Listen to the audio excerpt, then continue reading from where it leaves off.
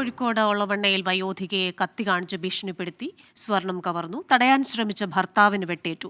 മാത്തറ പുതിയടത്ത് ചന്ദ്രശേഖരൻ നായർക്കും ഭാര്യ വിജയകുമാരിക്കും നേരെയാണ് അതിക്രമമുണ്ടായത്. വിവരങ്ങളുമായി ചേരുന്നത് അഭിജിത്ത് മുഴക്കുന്നാണ് കോഴിക്കോട് നിന്ന്. അഭിജിത്ത്, കൂടുതൽ വിവരങ്ങൾ.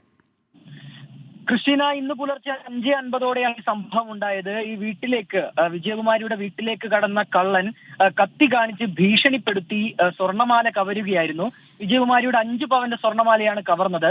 ഈ വിജയകുമാരിയുടെ ശബ്ദം കേട്ട്, ബഹളം കേട്ട് ഓടിയെത്തിയ ഭർത്താവിനെ ഈ മോഷ്ടാവ് ആക്രമിച്ച് പരിക്കേൽപ്പിക്കുകയും ചെയ്തിട്ടുണ്ട്. ഏതായാലും നിലവിൽ ഇവർ പോലീസിൽ പരാതി നൽകിയിട്ടുണ്ട്. പന്തീരാങ്കാവ് പോലീസ് എത്തി ഒരു പരിശോധനയും നടത്തിയിട്ടുണ്ട്. ഒരാൾ മാത്രമാണ് ഈ കവർച്ചയ്ക്ക് പിന്നിലെന്നാണ് നിലവിലെ വിവരം. ഏതായാലും പോലീസ് അന്വേഷണം ആരംഭിച്ചിട്ടുണ്ട്. ശരി, കോഴിക്കോട് നിന്ന് വിവരങ്ങൾ നൽകിയത് അഭിജിത്ത് മുഴക്കുന്ന്.